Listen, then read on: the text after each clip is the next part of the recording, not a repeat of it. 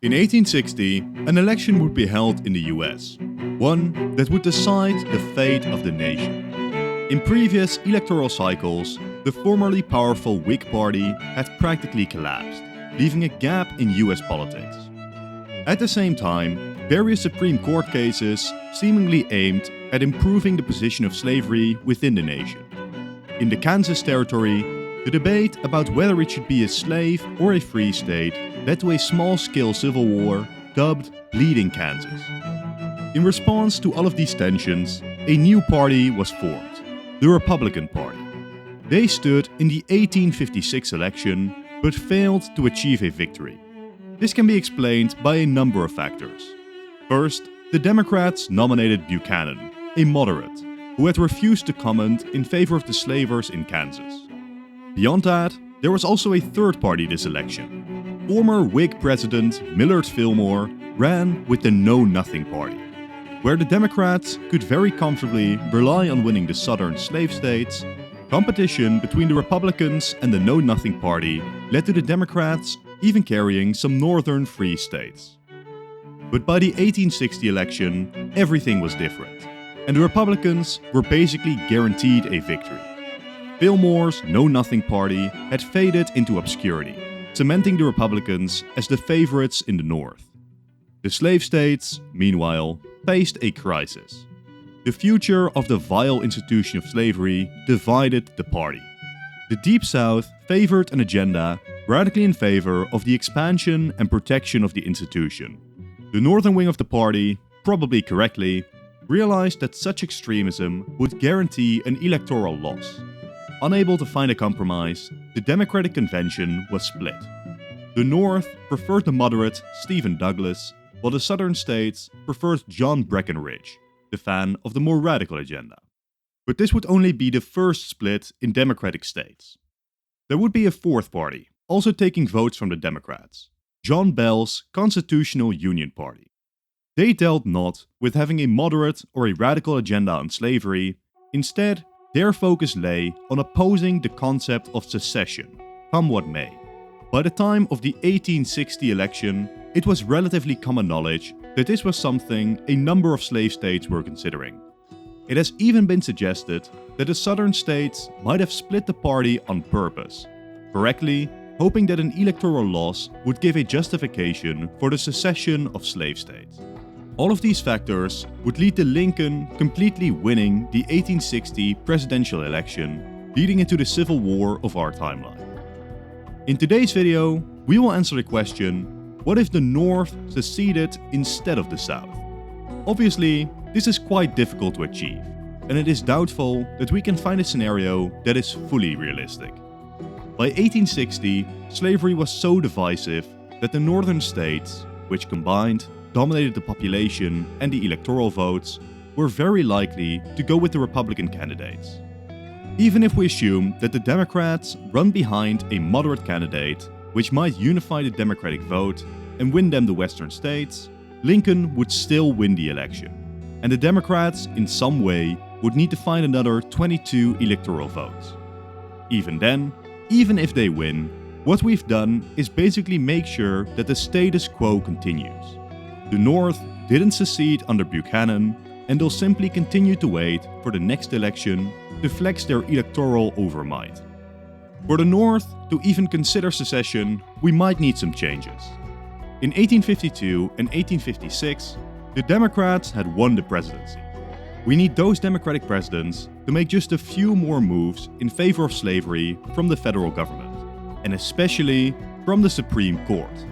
We all know of controversial decisions like Dred Scott, where the Supreme Court underpinned that Afro-Americans couldn't claim citizenship in the US and thus couldn't sue on behalf of their own freedom. Decisions like this significantly heightened tensions before the war, but believe me, some much worse cases were put before the Supreme Court.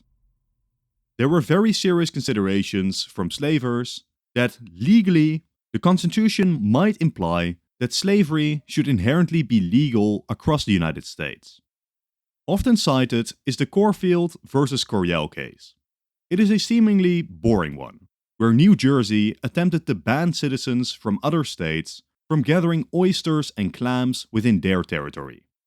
The case itself doesn't really matter too much, except that the courts underpinned every US citizen has the right to acquire and possess property of any kind, and that no state may infringe on that right of other state citizens to take, hold, and dispose of property, either real or personal.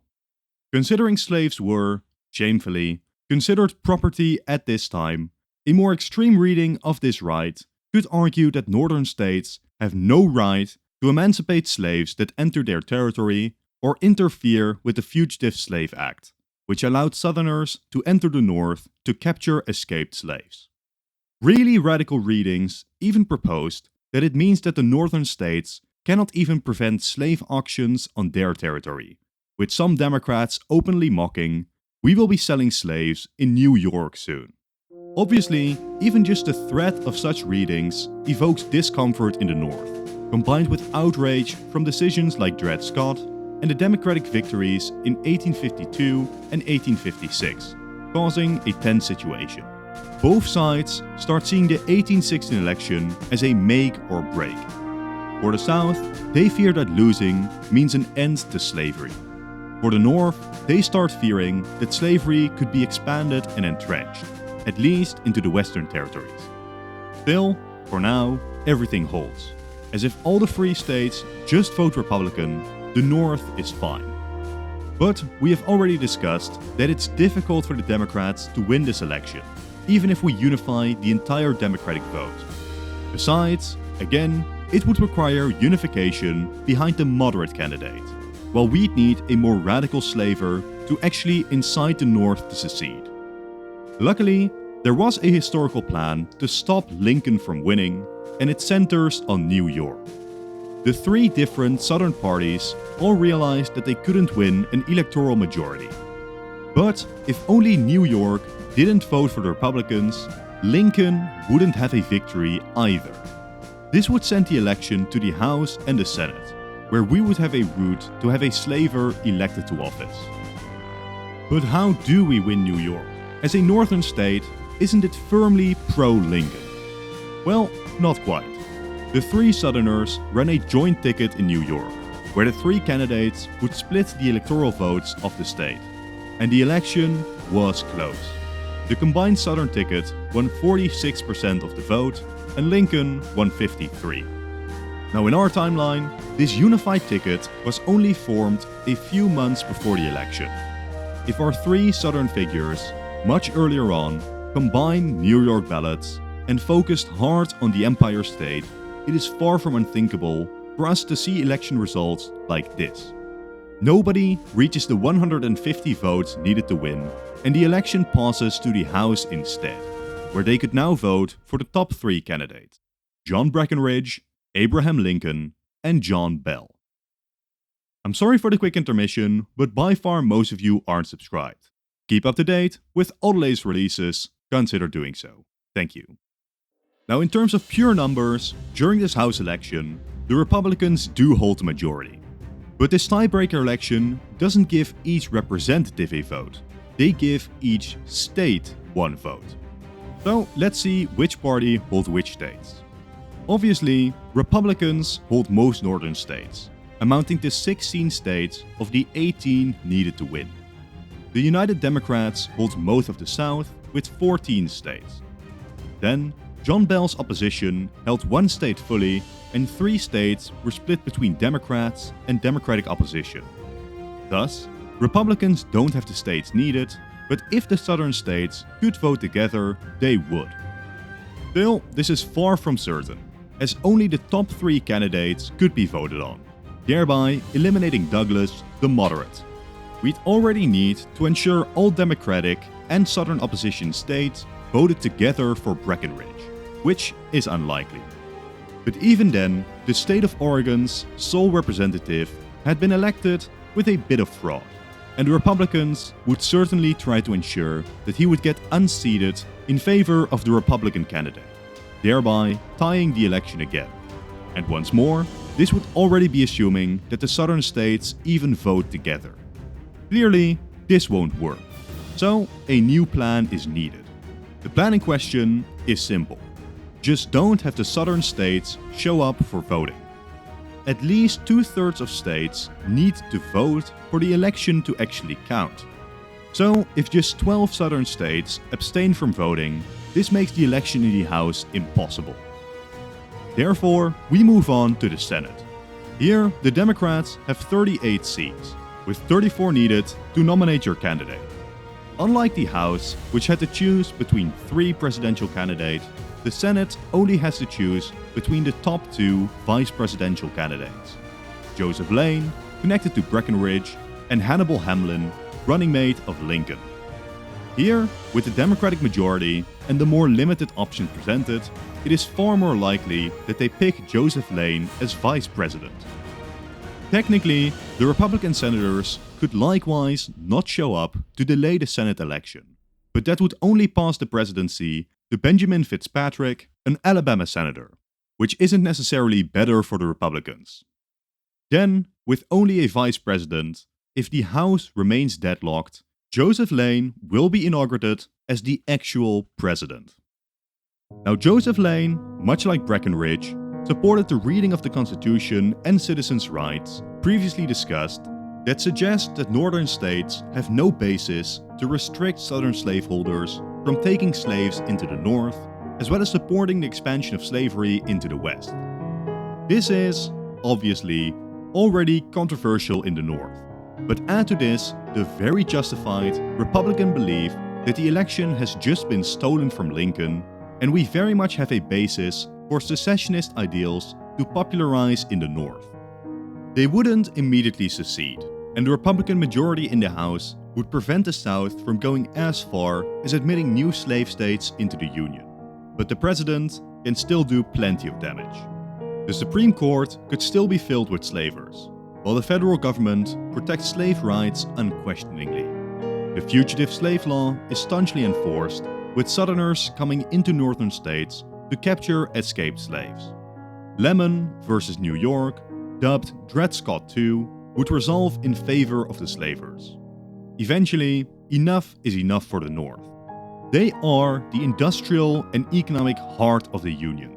They dominate in terms of population, but through Southern trickery, they keep getting snubbed in terms of political power, and see slavers' interests affirmed again and again and again by the Supreme Court. Northern secession will not be as immediate and coordinated as it was for the South, as they haven't planned for it as long. More likely, it is gradual. Somewhere in New England, some brave men refuse to hand over escaped slaves. Perhaps riots break out, which the Federal Army under President Lane responds to. The lead up to this civil war looks less like the civil war of our time, but more like the slow escalation of tension leading into a fight for rights and later independence, like during the Revolutionary War. Riots lead to clashes, clashes lead to martyrs, as the North sees the South violently oppress their rights. Again, the calculation isn't that different than it was in 1775.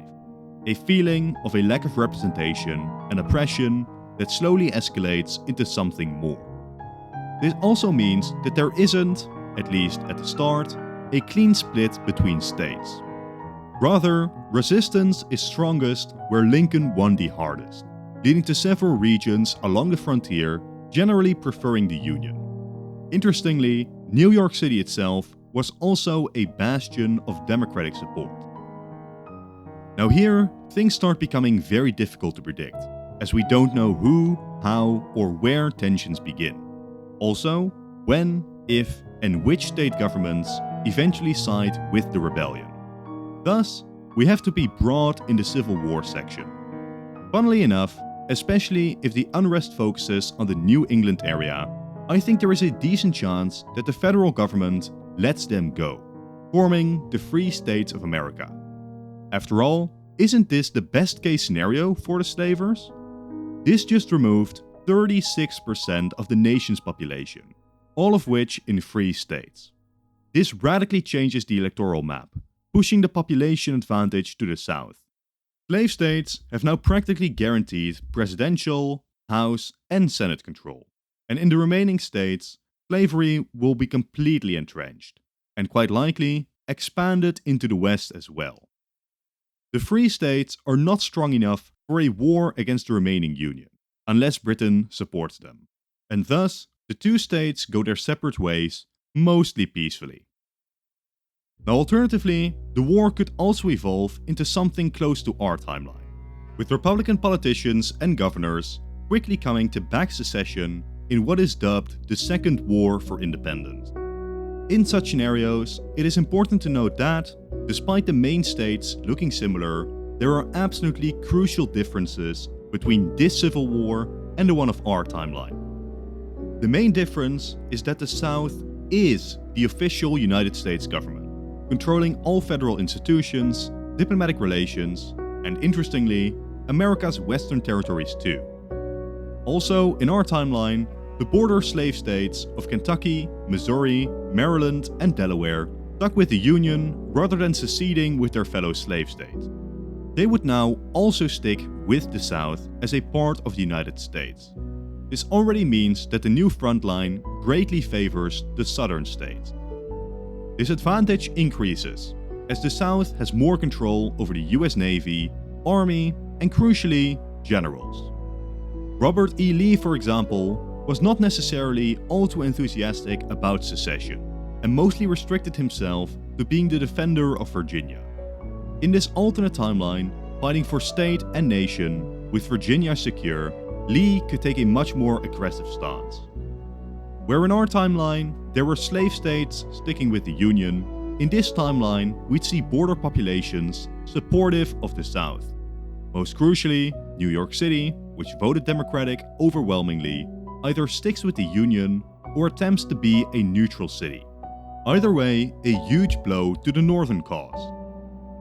Beyond that, diplomacy is also changed, and it is one of the few changes benefiting the North. During the Civil War, Britain was very interested in weakening the US, a nation, it was very clear, that could one day threaten Britain's hegemony in the Americas. Yet in our timeline, support for the Southern cause during the war would have been politically toxic. Abolitionism in Britain was politically dominant, so a direct intervention for a rogue slaver power was just not a good look. Especially after the Emancipation Proclamation, Europe was kept decisively out of the war. This might not be the case here, as it'd be far easier to drum up support for the northern states. Britain could emphasize their justifiable struggle for not just liberty, but against slavery. Short-term full intervention isn't necessarily likely, but British economic and diplomatic support is far more likely than it was in our timeline. Especially if the North begins to do really well, Britain may attempt to force a peace treaty. But also, in timelines where the North begins to lose long-term, Britain may likewise intervene to prevent a full northern defeat. Then, the final major change, the dynamic of the war as a whole is changed. In our timeline, the South fought a mostly defensive war, besides attempting to capture Washington, maybe some border states, and some western territories. The South had no need or hope to capture and conquer the North. It would have to be up to the North to invade and reintroduce the South into the Union. These roles are now swapped, the North having the limited intention of secession, most territorial gains only intended to force the South to accept their independence. It is now up to the South to break the North and reintroduce it to the Union. This offensive side always has an inherent disadvantage. We saw this in our timeline with Northern morale being generally low, as plenty in the North raised the question, why do I care, just let them secede. Meanwhile, generally, the Southerners had a higher level of morale, being convinced in their righteous struggle.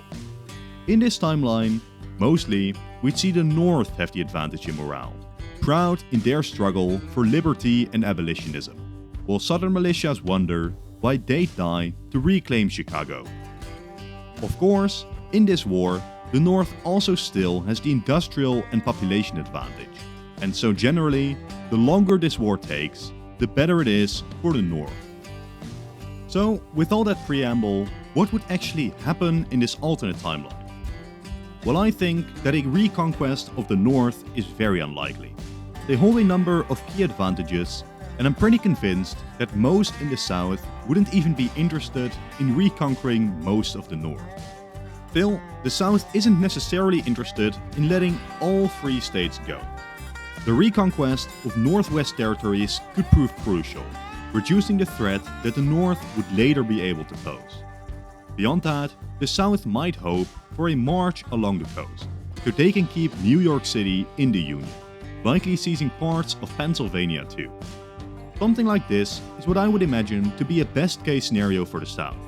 The population and political power of the North is crippled, while few important territories are lost.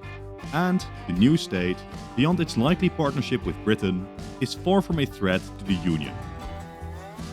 So, is such an outcome possible? It is, but it would require a swift conquest of Ohio and Indiana, thereby gaining complete control over northern railways. This would, barring British support, doom the Northwest Territory to collapse. Then, it would require an invasion of Pennsylvania and New York, which is far more dangerous, and again, requires Britain to not intervene. Considering the lack of a southern desire for a full reconquest, I would very much assume a southern victory ends up looking something like this. But first, just for fun, let's assume that the South does completely reconquer the North, occupying their states, setting them up for reorganization. At this point, the South has a very difficult dilemma. You can readmit those states to the Union, but soon their population advantage would mean that they return to challenge slavery. Even forcing slavery to be legal across the US doesn't necessarily work, as just legalizing slavery doesn't mean that it is embraced by this northern population. So, the South needs to do something else. They would almost certainly create new slave states in the West, while states like Oregon, Kansas, and California, free states that nevertheless stuck with the Union, but also had significant Southern sympathies, would be turned into slave states. This already greatly gerrymanders US politics, especially the Senate, which awards 2 senators to each state regardless of population, giving the slave states easy domination there. But we can go further to solidify Southern dominance. The Founding Fathers had compromised on the matter of slavery. Slaves weren't citizens, but still gave electoral votes and representation to the South. This was codified in the 3/5 Compromise, in which 5 slaves would count for 3 citizens when calculating representation in the House. Almost certainly, this law would now be abolished. This would in itself already moderately increase Southern representation from 10.4 million to 12 million. Even still though, the free states way outnumber the North. So, further gerrymandering would take place. We could split up taxes. We could split off southern, rural areas of Illinois and Indiana. We could split New York, a city which often votes Democrat. We could even start merging northern states to further depress their presence in the Senate. Even after all of this, the North is still favored for presidential elections and generally still holds the population advantage, but by now it wouldn't matter. The Supreme Court is solidly stacked with slavers, and the Senate will never turn Republican. All of this will ensure complete deadlock and lame duck Republican presidencies even if they win. America as a nation will become extremely difficult to govern, a house divided against itself which is somehow forced to stand. This is not a nation that can become a world power, too busy tearing itself apart politically. But what does the South care? Slavery is secured, and the North can burn for all that they care, just as long as their horrific, ill-gained power is retained. But like I said, I consider that a quite unrealistic timeline. It is far better in every way for the South to just accept limited northern secession. So let's discuss one alternate civil war. Immediately, I think it would be far less deadly overall, both sides having far less extensive war gold. I expect the South to start off having decent successes on the border, but I don't think they have the prepared armies, manpower, or morale to build up a significant enough offensive to achieve major goals. The North mobilizes far better than in our timeline, and they are the ones that try to capture Washington to end the war.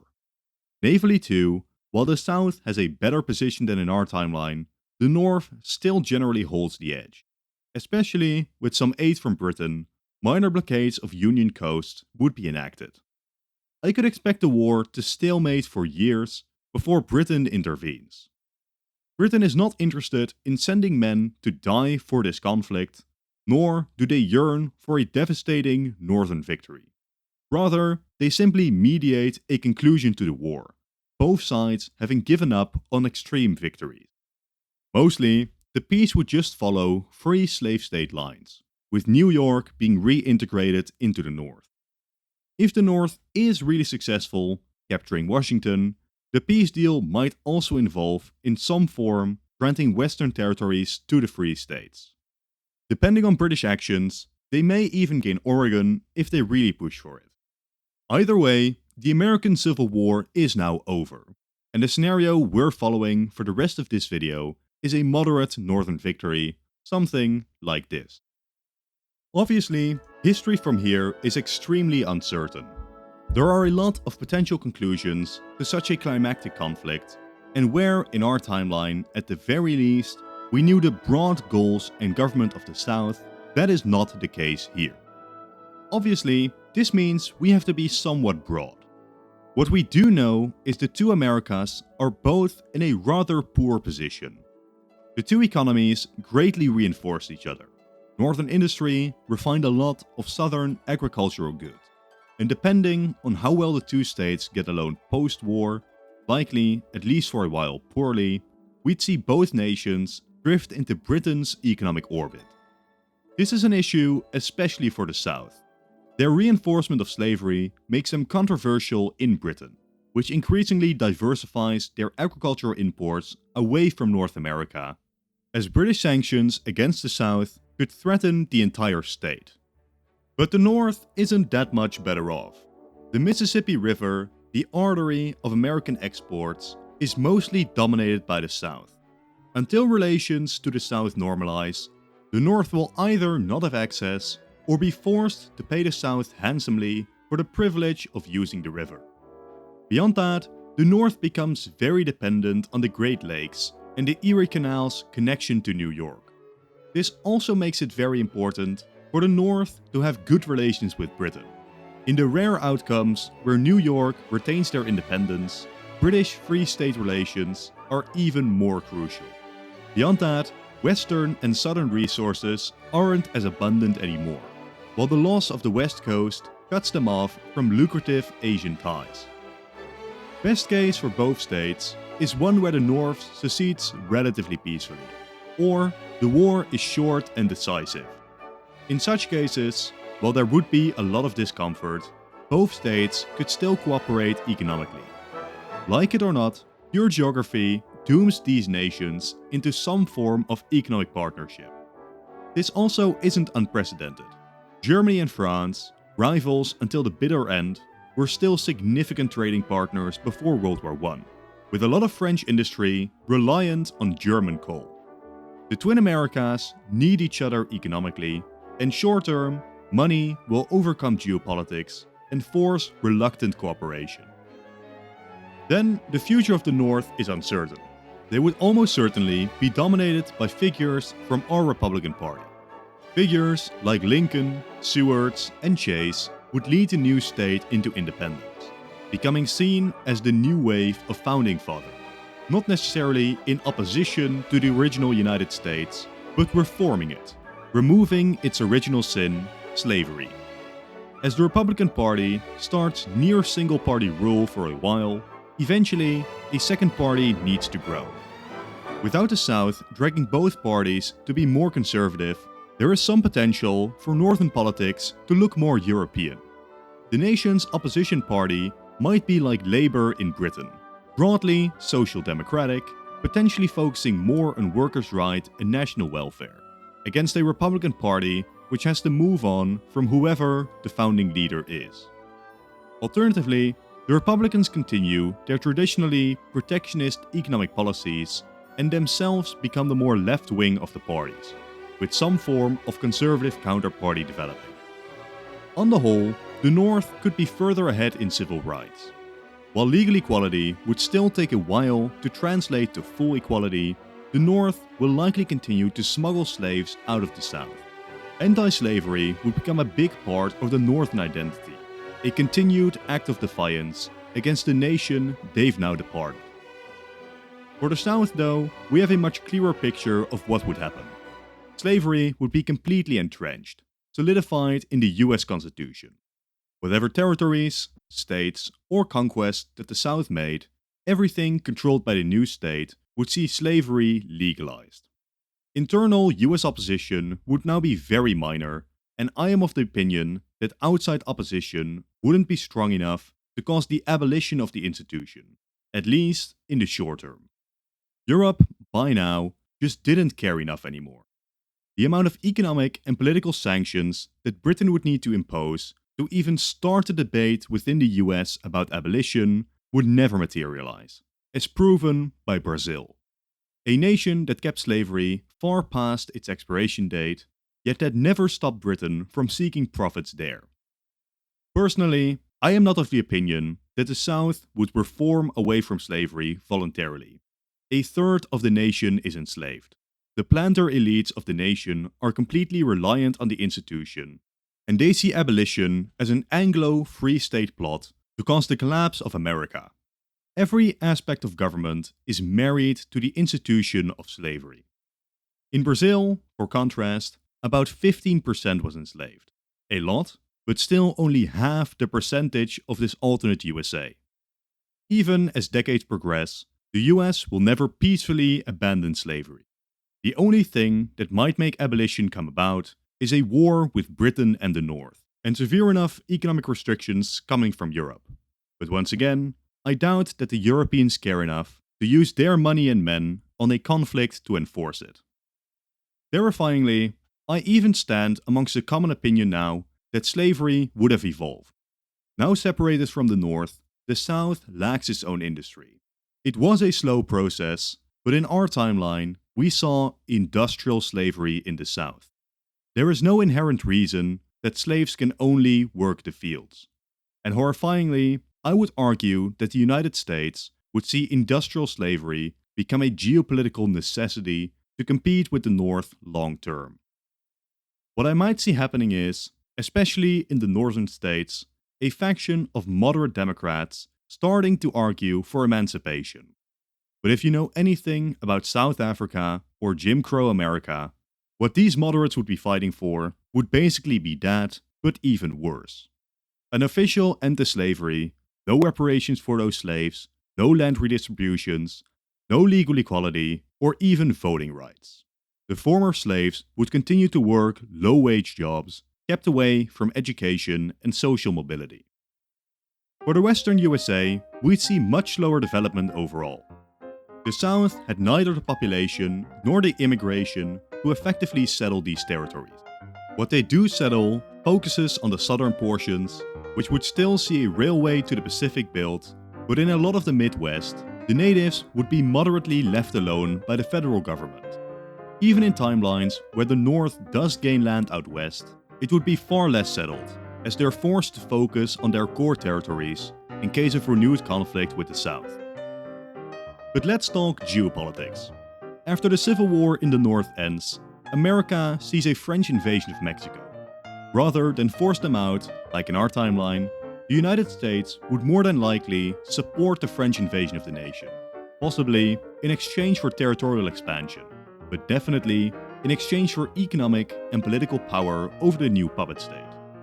Yet, this wouldn't change anything in Europe, as we'd see Germany defeat France, leaving France unable to maintain its puppet regime, thereby entrenching American control over the nation. Yet, this is not some glorious conquest.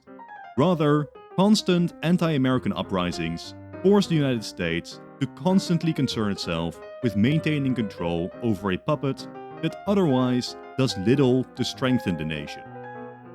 Unlike our timeline, where even if the South wins, the North would likely desire an eventual reconquest, I think neither side would truly desire that here. The less populous South could never again hope to control the North, and Northern anti-slavery rhetoric leads to them fundamentally distancing themselves from the South. And besides, as a completely new nation, it has no legitimacy to reconquer the South. After decades of divergent politics, we'd have two completely separate peoples. Beyond that, the North would start to outpace the South, not just in industry, but also in population, as the North is generally a lot more accepting of European immigration, thereby only widening and widening the population gap.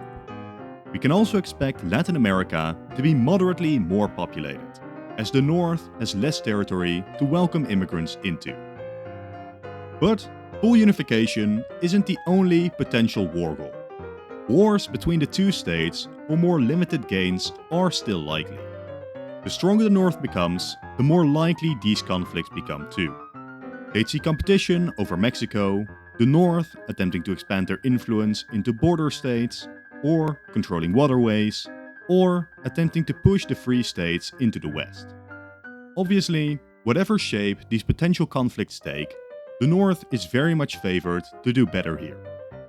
Their diplomatic situation is only bolstered by the South's desire for extreme expansion. Britain, already preferring the North and not liking slavery, will be much more hawkish on opposing this weaker United States. Mexico might be lost, for now, but Britain will mostly attempt to prevent further expansion, likely in loose partnership with the North. This seeming Anglo-encirclement will start to radicalize America, believing that the British are keeping the South from their God-given destiny. Still, the US is isolated. The Russians might align with the US against Britain for a while, but that doesn't fundamentally change the balance of power. The US tries to re-normalize slavery across Latin America, but finds few partners in this endeavor. And after Brazil still abolishes it, they become the final nation to practice the institution. The ripple effects of removing the United States from the world stage are immense. Spain is not kicked out of the Philippines, while Britain ensures that Cuba isn't taken either. Russia might keep Alaska, while Britain takes the American positions in the Pacific. But perhaps the greatest change comes with the rise of Germany. America was deeply influential in World War I, not necessarily due to their full intervention in 1917, but because of their economic support for the Entente. American loans prevented Britain from having to cannibalize their own economy. Also, the sheer threat of American intervention prevented Germany from unrestricted submarine warfare for a while, allowing Britain to remain as operational as they did. This would all be completely different now. Of course, it's unlikely that World War I happens in the same way, as America not existing will have butterflied the conflict away.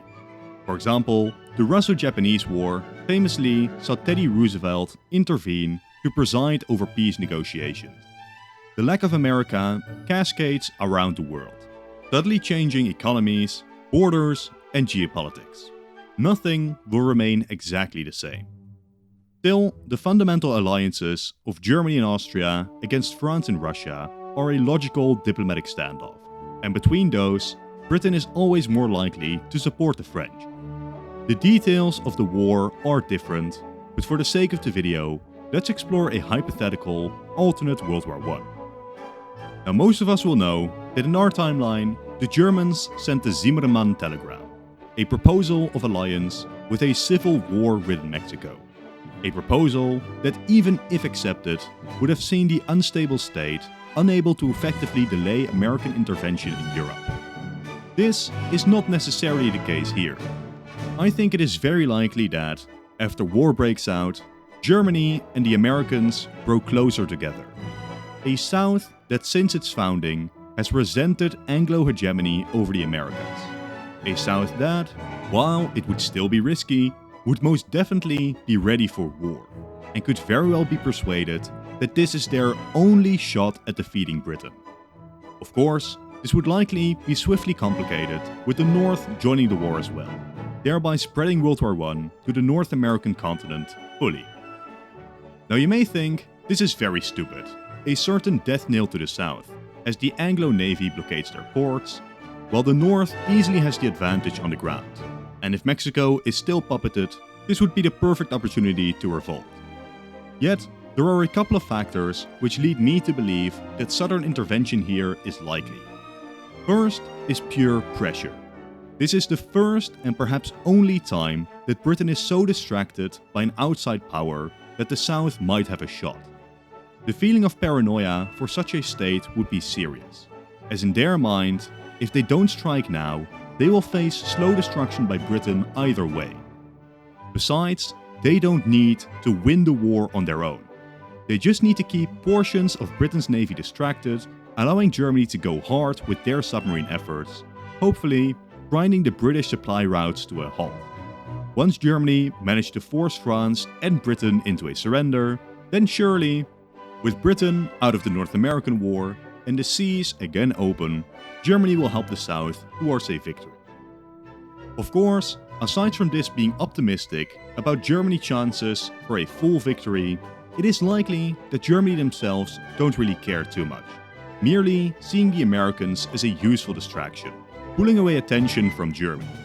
But would this actually be enough to facilitate a German victory? Well, that is really too difficult to say for certain. But if I am completely honest, for North America, I don't think it really matters whether the Entente collapse first or the Central Powers still lose. Starting with the Central Powers victory, we see the Central Powers implement their plans for Europe, including, but not limited to, economically puppeting France, seizing territory from Poland and deporting its population, and starting projects to integrate the Baltics and rule decisively over the European continent. Britain itself, though, is mostly spared from consequence, as Germany doesn't have the navy to contest them. If the Entente won, a similar peace deal to our timeline is enacted, albeit likely a bit harsher on the Germans, without Woodrow Wilson to moderate the peace treaty.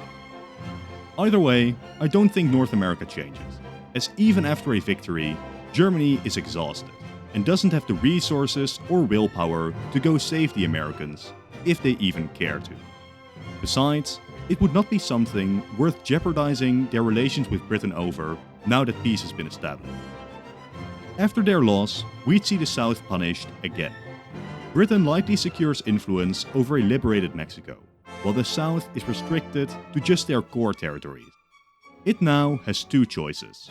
Either the system breaks down from internal pressure after the humiliation, as well as likely pressures from Britain and the North, or massive slave revolts supported by the North begin tearing up the nation. Again, the North at this point seeking direct re-annexation is unlikely. But if the South collapses, a number of new states could emerge which would be under protection of the North, while some small remnant states of the US would desperately cling on despite the de facto collapse of the federal government. Now, alternatively, the regime does not collapse. Even if abolition is enforced on the southern states, this doesn't mean the end of the regime. There are plenty of ways, which we saw historically, to keep the emancipated population down. Again, working the same jobs, but now for a token wage. Horrifyingly though, we could now see the regime develop similarly radical ideologies as Germany or Japan, though obviously with their own spin on it. The regime likely becomes aggressively Anglophobic, as their planter class militarizes to protect the common white man against the evils of Anglo oppression, and decrying their natural right to dominate Latin America. The regime is singularly focused on two goals: the destruction of what they perceive as the British world order and the advancement of the white race. Should the Entente have still won, this would obviously put the Americans in a position to join the Axis powers in World War II, likely fulfilling a similar role as in the previous war, a speed bump in the road for the British and the Free States. Overall though, I expect this to have a negative effect on Germany's chances in the war. The United States just doesn't have the power to be a serious threat, and now, far earlier, the Free States would be involved in the European war as well, greatly reducing German chances at overall victory. Now, in case of a German victory in World War I, the world would be unrecognizable. The German Empire is unstable, quite possibly too big to last. But for now, they stand hegemonic in Europe. Yet, their government has been usurped by the military, which at the very least retains outsized influence over newly conquered territories. The economy would be in the gutters after the war, and they'd have no major trading partners left to turn and loan from, likely leading to an economic crisis after victory. Similar, but worse than what we saw in the West in the 1920s. Germany's only willing allies are unstable empires, while there are plenty of threats to the new areas under German control. The British Empire itself would be intact but weakened, unable to compete with the Germans in Europe, and therefore focused on other continents, where they'd still hold significantly more influence than Germany did. Even in Africa, despite the huge gains that Germany made, it will take them decades to catch up navally to Britain. Within Asia, Japan and Britain likely remain close, with Britain very much on board with Japanese expansion into China as long as it keeps them as an ally. This competition between the now foremost powers in the world likely continues into North America, where Britain and the Free States continue their special relationship, while Germany, though in a minor capacity, continues to support the United States. Could permanent peace truly prevail in such a timeline? I doubt it. For now though, I will thank you all for watching.